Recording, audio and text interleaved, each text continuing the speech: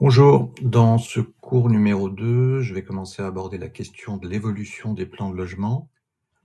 Si on s'intéresse à l'évolution des standards dans la longue durée, on peut distinguer schématiquement 3 phases. La première phase que je vais aborder dans ce cours, heu, la première phase que je vais aborder dans ce cours et dans le suivant, elle est caractérisée par un phénomène de distinction. Je vous expliquerai l'autre découpage par la suite, mais voilà, focalisons sur cet aspect-là aujourd'hui. Euh, Distinction, ça veut dire quoi?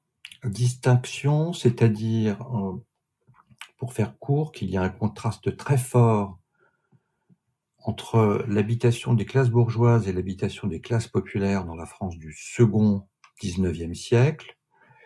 Il faut savoir qu'au XIXe siècle, la société est nettement moins homogène qu'elle ne l'est aujourd'hui. Il n'y a pas de classe moyenne à proprement parler, en tout cas pas de classe moyenne telles qu'elles se développeront au cours du XXe siècle et notamment après 1945. Mais on est dans le cadre d'une société qui est organisée autour de deux univers dont les manières de vivre, dont les manières d'habiter et les représentations de la vie familiale sont très contrastées.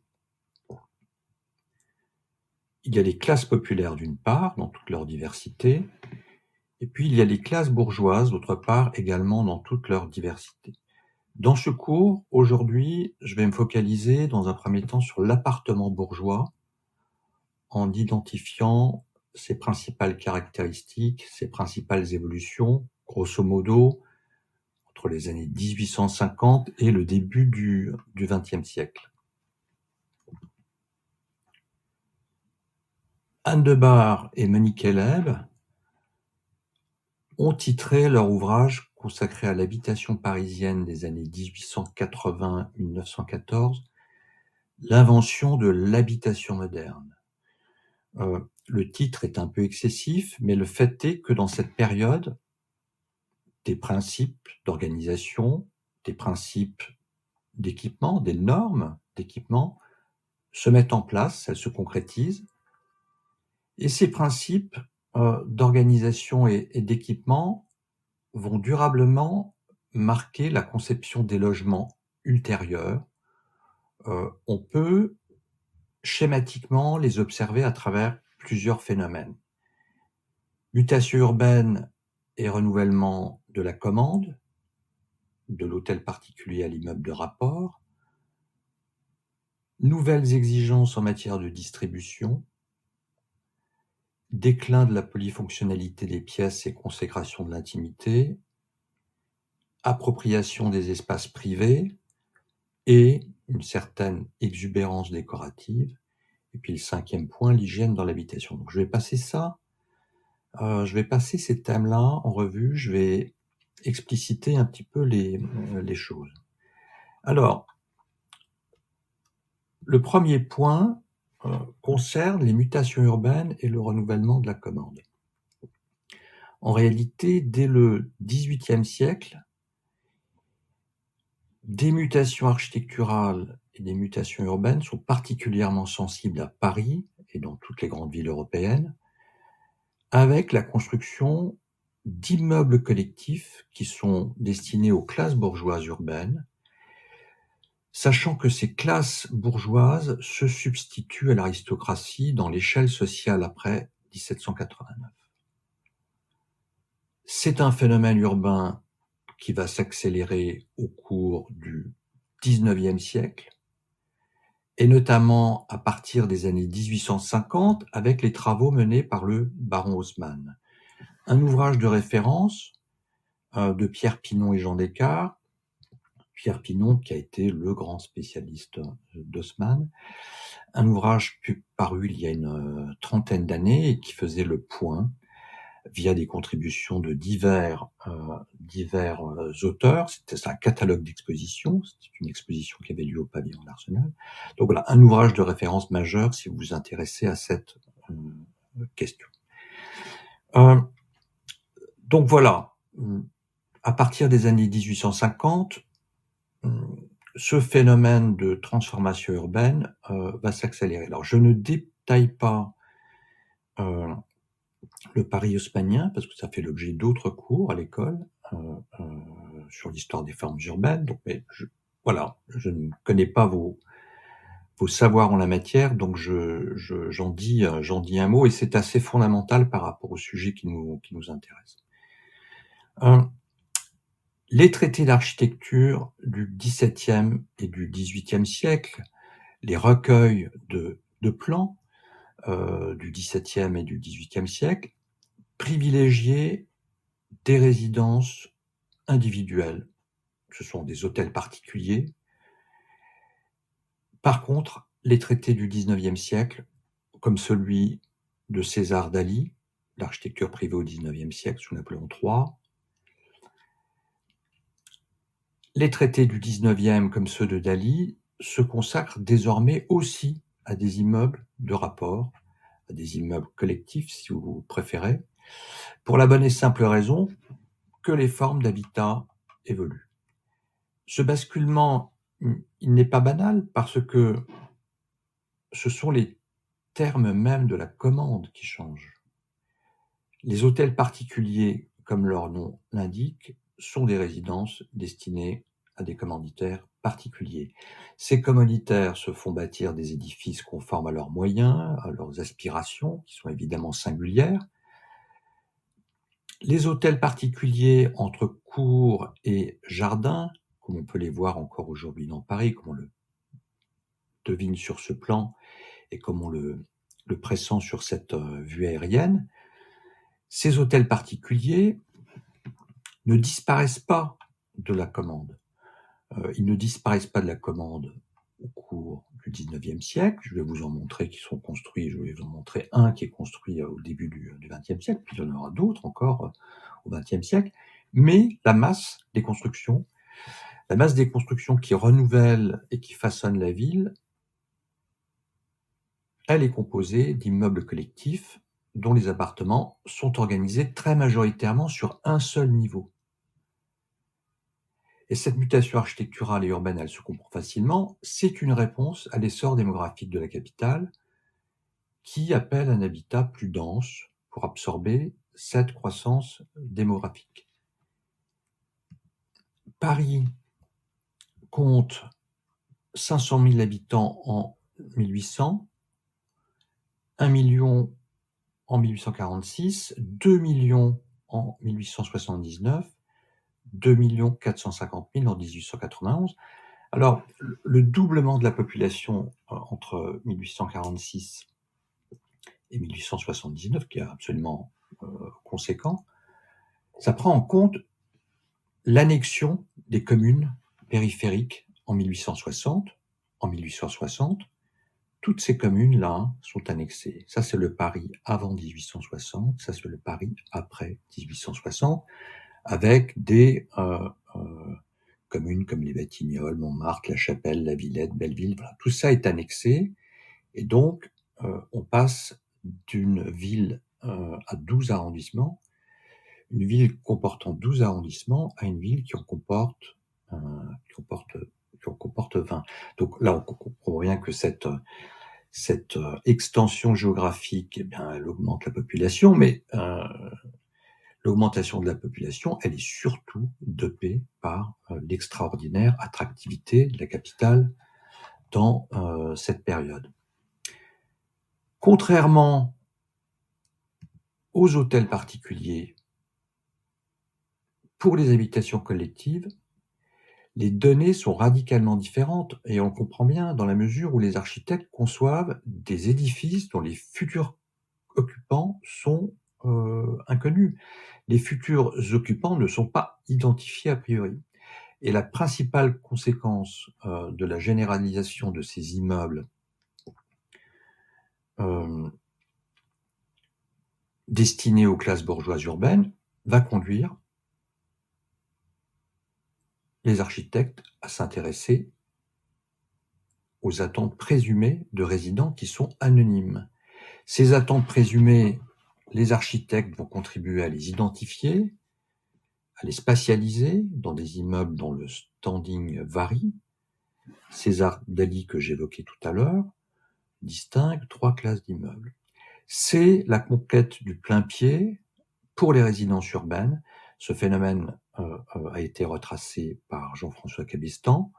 La conquête du plain-pied, elle se concrétise dès la fin de l'Ancien Régime, au début du XVIIIe siècle, et elle se banalise et s'intensifie au cours du siècle suivant.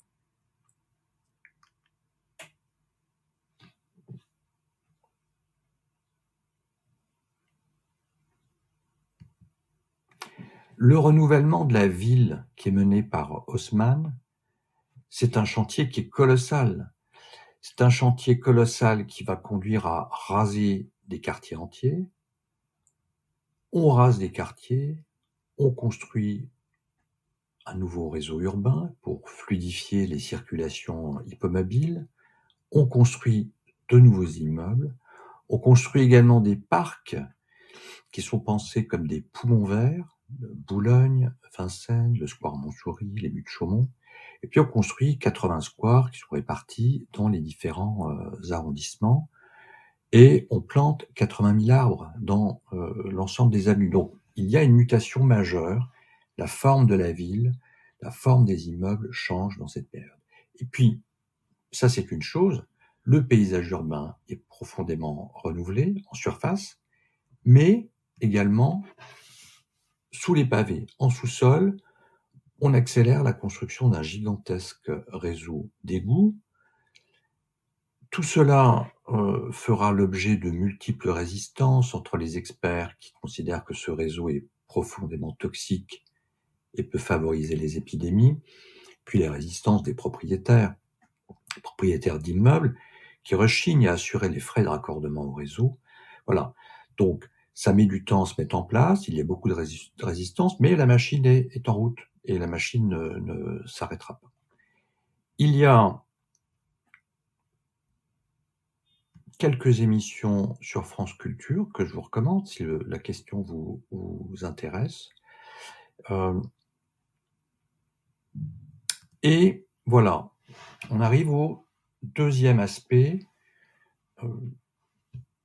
les nouvelles exigences en matière de distribution.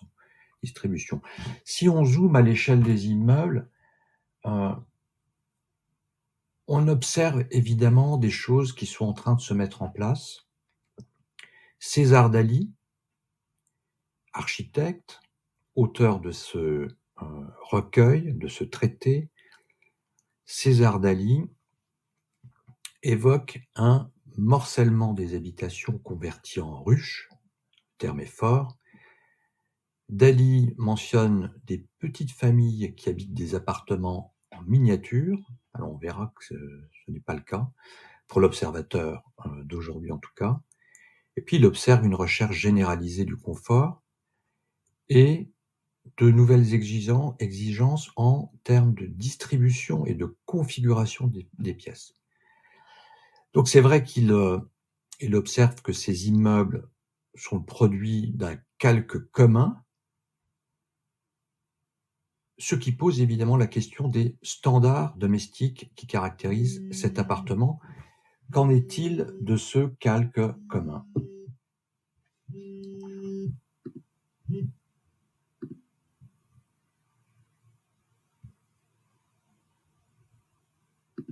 Voilà. Alors, qu'en est-il de ce calque commun ? Si on prend l'exemple de ce plan d'étage courant d'une opération construite en 1860.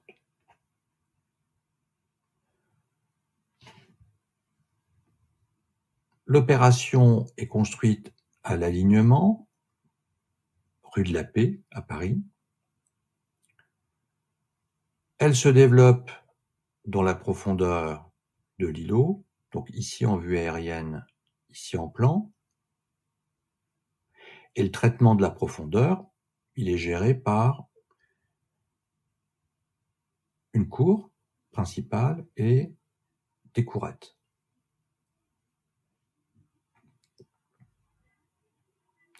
Ce principe-là, c'est une caractéristique de l'îlot haussmannien.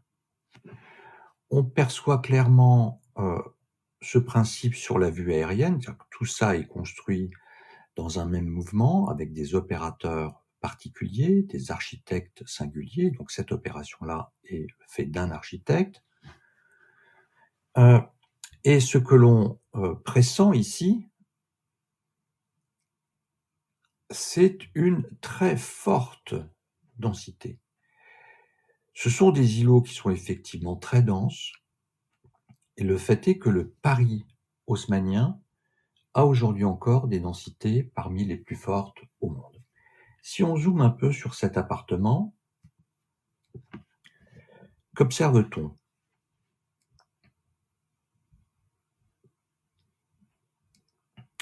L'appartement est ici. Il est distribué par 2 escaliers. Un escalier principal, un escalier de service.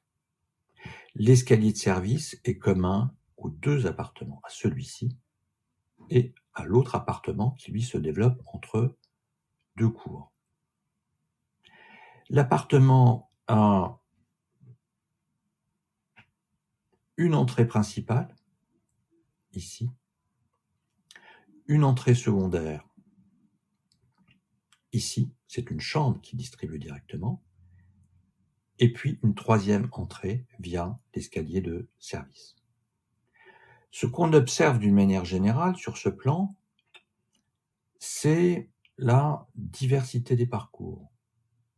Diversité des parcours, distribution régulière de pièces via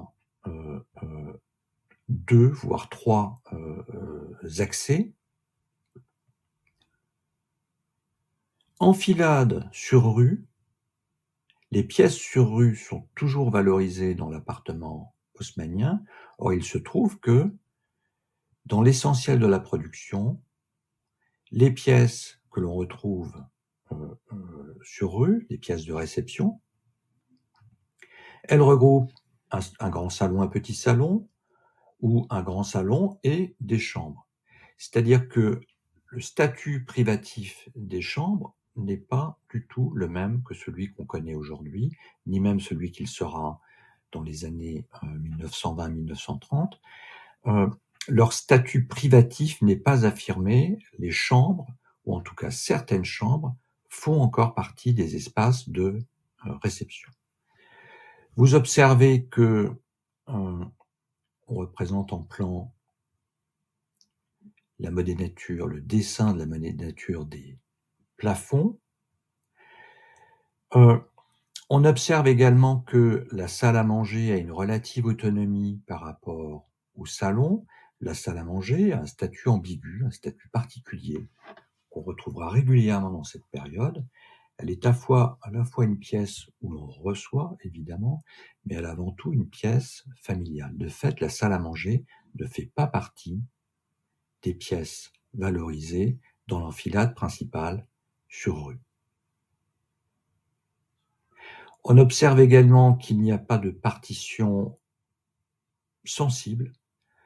On ne peut pas dire que les chambres sont réunies d'une part et des lieux plus publics d'autre part.